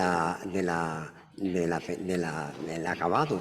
A ver, aquí una pregunta, Ana, tú tienes una pregunta, ¿no? Una pregunta creo que ha sido Rocío quien has puesto, esto a lo mejor ya yo y yo estamos en lo mismo, quien has puesto los laterales, lo que son los marcos negros pintados, ¿no? Cuando habéis desmontado la parte de atrás, de atrás y los laterales. Es completamente como negro mate. Sí. Eso es laca, ¿no? Bueno, es que están pintados de negro los reversos, pero yo creo que también están repasados. Yo no sé si en algún momento fue laca. A mí me parece, porque tiene unas bandas de tela pegadas,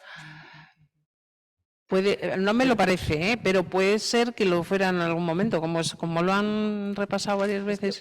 Una cosa que quiero recordar de lo que estabas diciendo antes y ahora también estamos hablando, es que el Miguel González, en figura, en 10 años de cuando llega a hacer todo esto, estamos hablando de década de 1680, aparece junto con su padre como oficial, ¿no? Y su padre figura como pintor de maque, no nos olvidemos, pintor de maque, y era oficial de la misma arte. Claro. O sea, maque, o sea, de ahí donde nacieron claro.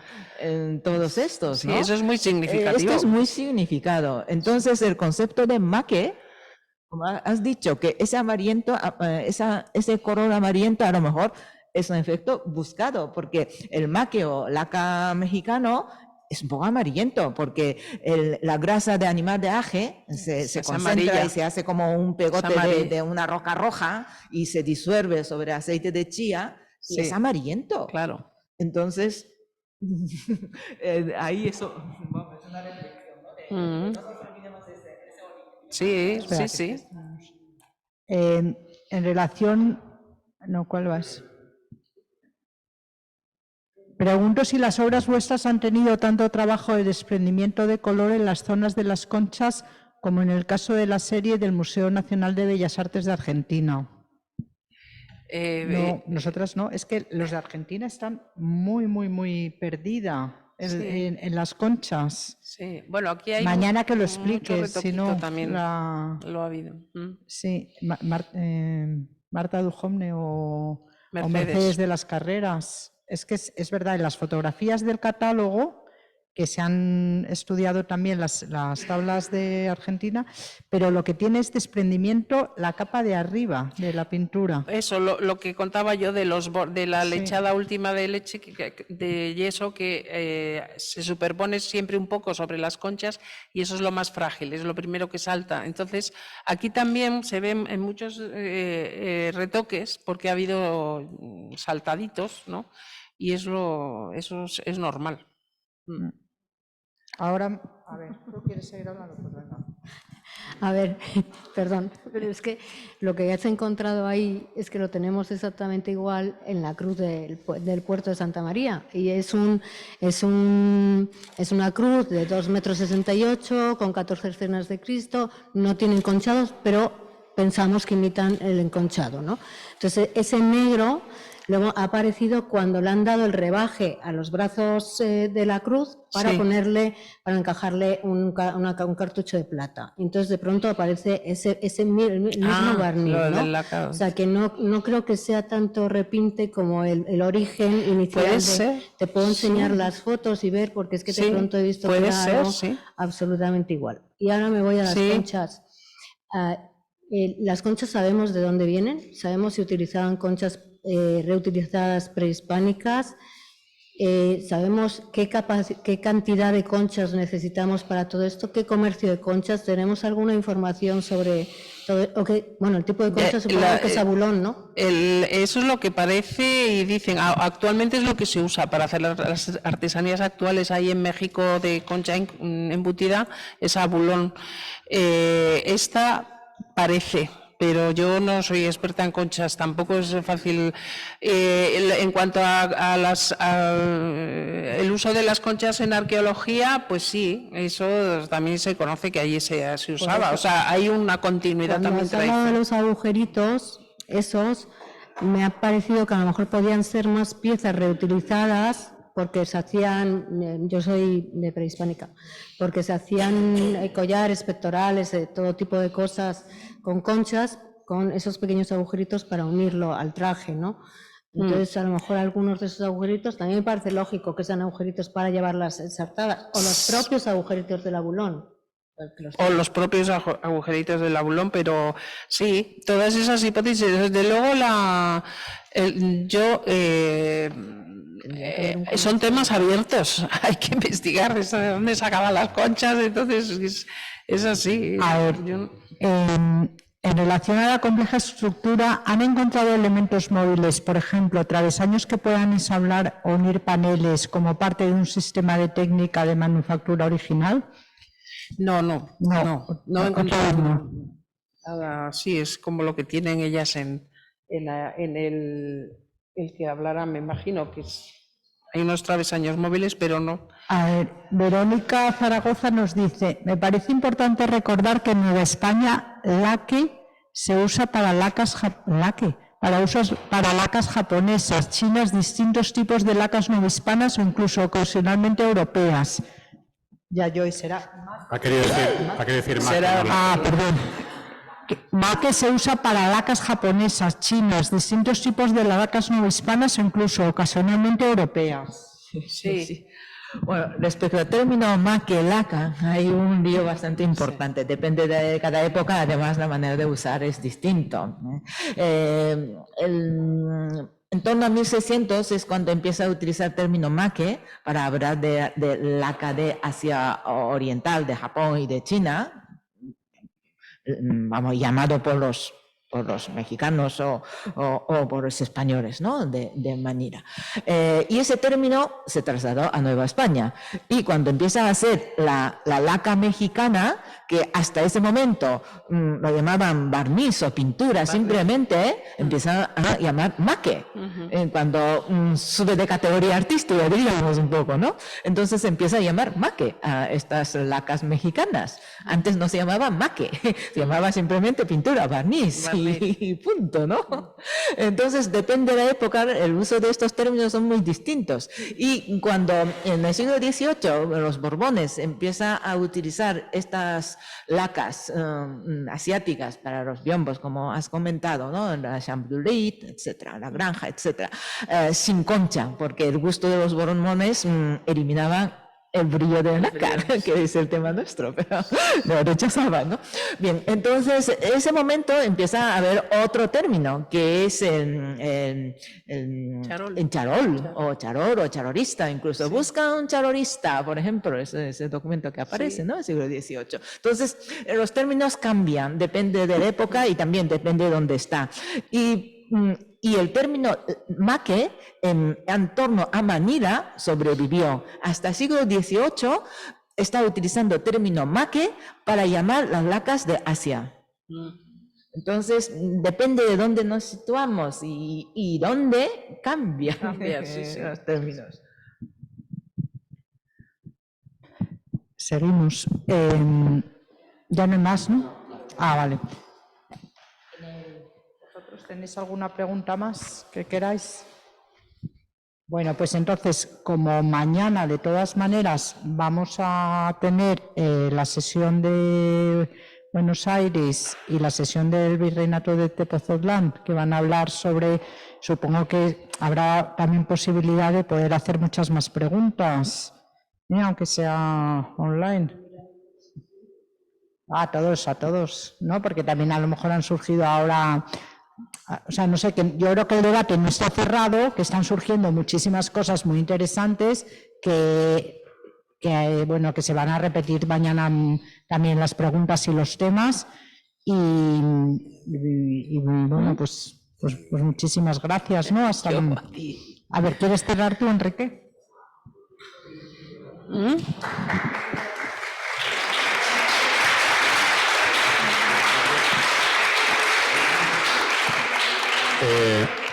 Bueno, simplemente agradecer a todos los asistentes y a los ponentes, Álvaro de la empresa Caligrama por el apoyo técnico y por el éxito de la retransmisión, y nada, emplazarles a todos a la sesión de mañana en versión online.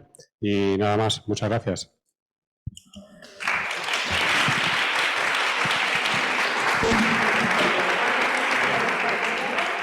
Y ahora ya, como son público objetivo, para los muy cafeteros, les recuerdo que iniciamos como actividad paralela, iniciamos un ciclo